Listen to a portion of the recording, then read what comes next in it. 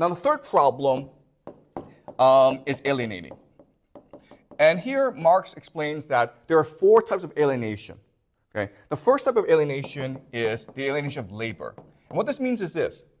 As humans, we want to create stuff. We are fundamentally creative.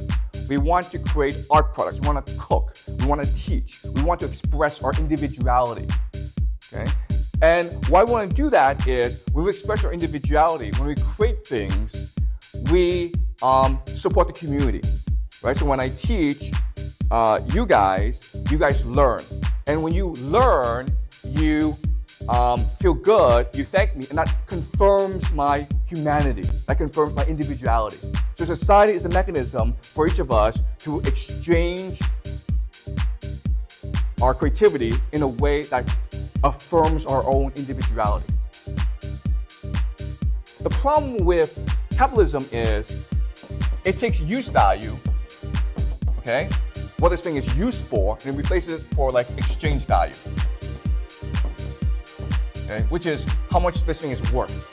And these are 2 different opposites. Okay? Oh, sorry, these are 2 different concepts.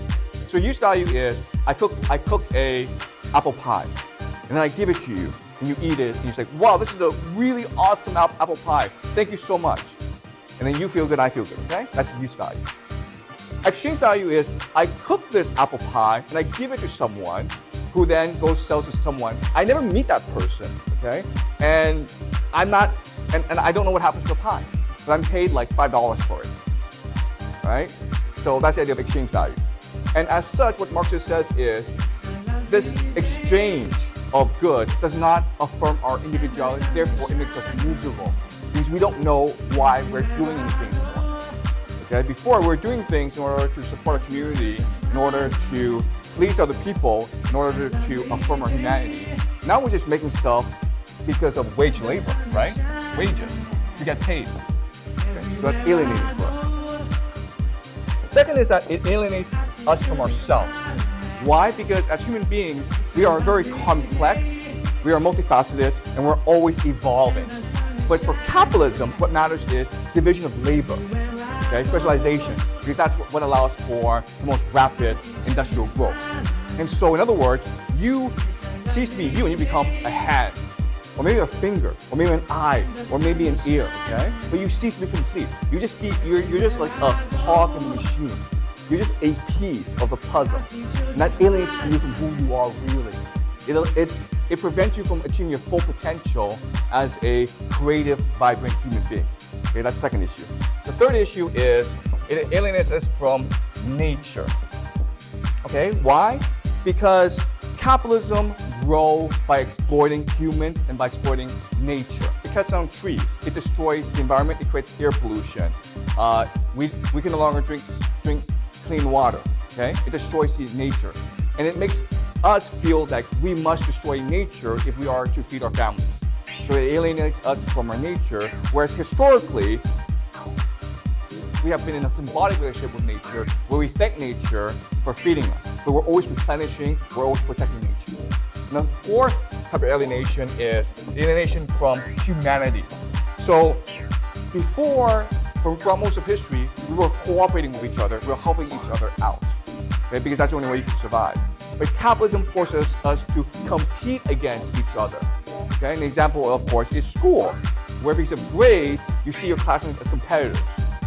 Right? But if there are no grades, then you might help each other learn. You might tutor each other in homework and help each other with homework and tests. So the idea here is, let's just say that like maybe 5 people have to carry some goods to a store. Okay, that's your job. One person falls down, breaks his leg, and cries out for help. Well, we should go help that person, right? But the logic of capitalism is you can't do that because the manager will fine you for being late. That's why Marx thinks that this will alienate us from our humanity.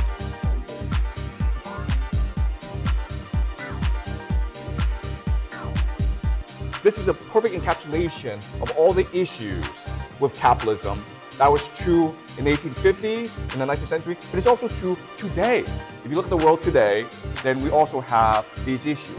And if you analyze Marx's diagnosis of capitalism, then it helps explain why the world is the way it is.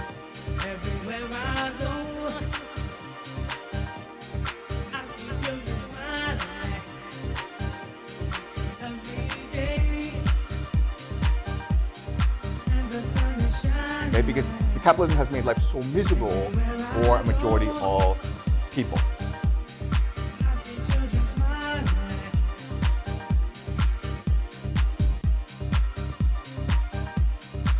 This prophecy of Marx that we will naturally evolve into communism has not panned out.